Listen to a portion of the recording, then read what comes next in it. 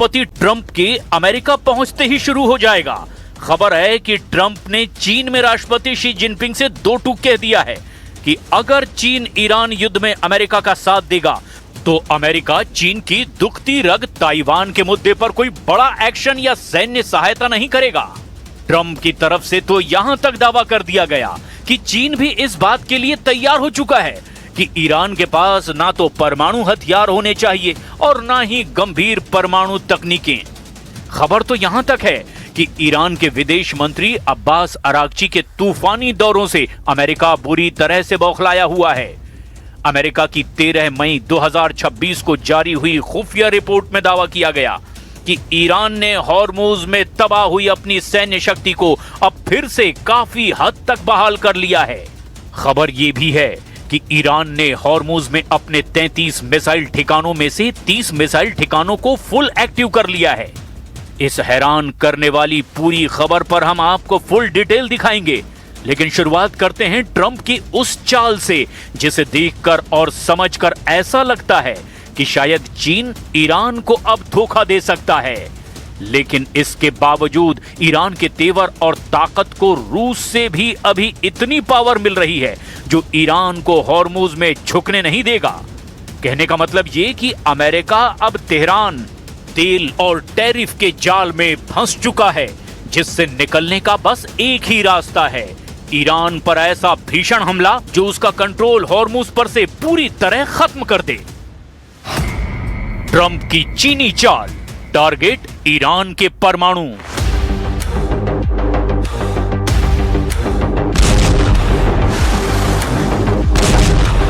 चीन के 3 दिन के दौरे पर ट्रंप को क्या हासिल हुआ, इसकी फुल डिटेल और तस्वीर अभी तक सामने नहीं आई है। लेकिन इतना तय है कि ट्रंप ने चीन को मनाने का यह दावा किया कि वो ईरान को ना तो सैन्य मदद करेगा और ना ही उसके परमाणु प्रोग्राम में साथ देगा। अगर ट्रंप का दावा सही है तो कहा जा सकता है कि ट्रंप की चीनी चाल ईरान पर बहुत भारी पड़ सकती है। जरा देखिए, ईरान पर हमले और यूरेनियम को लेकर ट्रंप ने फॉक्स न्यूज के हैनिटी शो में क्या दावा किया है। डोनाल्ड ट्रंप ने फॉक्स न्यूज के हैनिटी शो को दिए इंटरव्यू और अपने सोशल मीडिया प्लेटफॉर्म पर पोस्ट के जरिए ईरान को बहुत बड़ी सैन्य और कूटनीतिक चेतावनी दे दी है। ट्रंप ने अपने सोशल मीडिया पोस्ट पर लिखा, अमेरिका ने शुरुआती हमलों में ईरान को भारी सैन्य नुकसान पहुंचाया है, लेकिन बात यहीं खत्म नहीं हुई है। उन्होंने आगे लिखा, ये कार्रवाई आगे भी जारी रहेगी। फॉक्स न्यूज के इंटरव्यू में ट्रंप ने कहा, मैं अब और ज्यादा धैर्य नहीं रखने वाला हूं, ईरान को तुरंत डील कर लेनी चाहिए। ट्रंप ने साफ संकेत दिया कि अगर ईरान ने शांति वार्ताओं में अड़ंगा लगाना बंद नहीं किया तो अमेरिका अपने रोके गए हवाई हमलों को दोबारा और आक्रामक तरीके से शुरू कर देगा।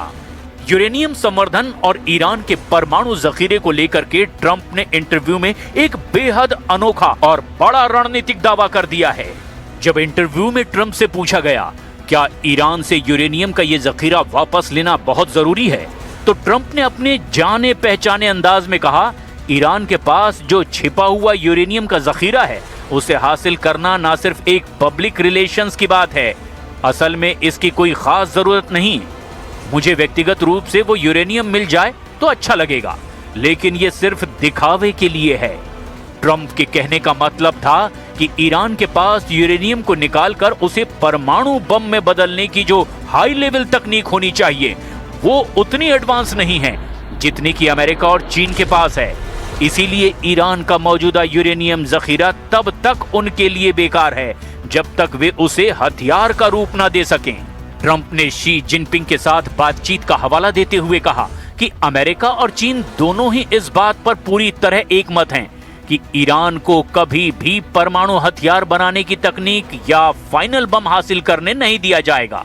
डोनाल्ड ट्रंप ने चीन दौरे के आखिरी दिन बीजिंग से निकलते ही ईरान पर चौतरफा दबाव बना दिया है।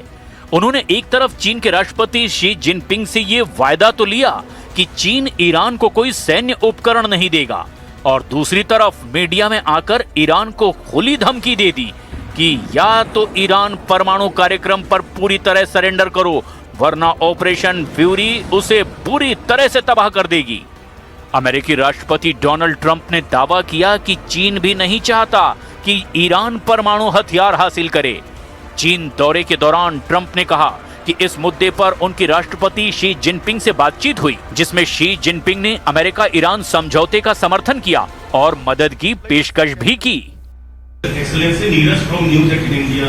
My question to you is that what are the main issues preventing an end to the conflict between your country and USA? I think I already answered that question. The most important question is the question of mistrust or the lack of trust from our side to Americans, and I explained the reasons of that mistrust. Another issue is, or another problem is as I said, contradictory messages, which has made us reluctant about the real intentions of Americans in these negotiations. We are in doubt about their seriousness. भीषण युद्ध को तैयार Iran, Hormuz में 3 अड्डे active.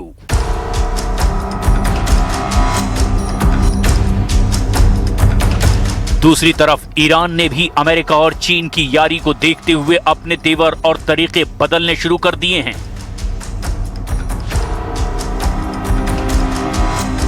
Iran ने Hormuz से चीन के 30 बड़े तेल टैंकर और कार्गो को जाने की इजाजत दे दी है, ताकि ट्रंप जिनपिंग से अपनी नई यारी को ईरान के खिलाफ पूरी ताकत से इस्तेमाल न कर पाएं।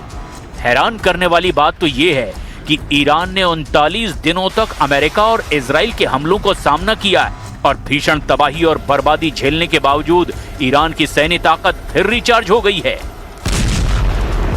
अमेरिका की खुफिया एजेंसियों ने जो दावा किया है वो बहुत ज्यादा हैरान करने वाला है।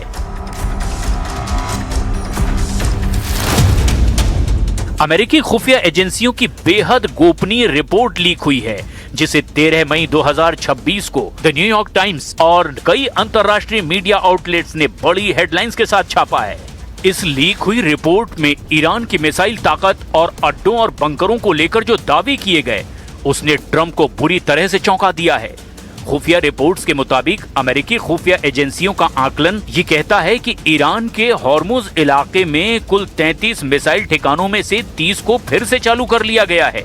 यानी ईरान ने अपनी तटीय मिसाइल साइट्स के लगभग 91% हिस्से पर दोबारा नियंत्रण पा लिया है। रिपोर्ट्स में कहा गया कि इन 33 में से सिर्फ 3 ठिकाने ही ऐसे हैं जो अमेरिकी इजराइल हमलों में पूरी तरह से तबाह हुए हैं और जहां ईरान की पहुंच अभी भी नहीं हो पाई है।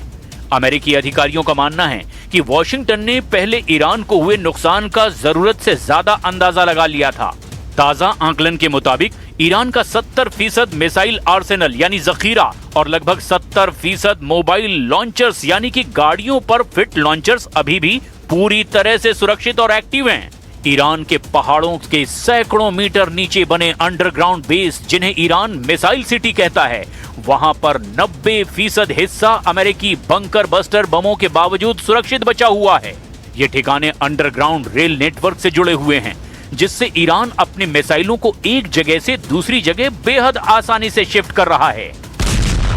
You saw the reporting on the missile capability, missile launchers that have remained. Does that seem accurate? No, it's New York Times fake news. The missile launchers are probably 80% gone. The New York Times said it's like we were hitting them like pinatas. The missile launchers are largely gone. The manufacturing of missiles is about 80%, 80 to 85% gone. And we know where the rest of it. So if we go in, we'll take that out very early.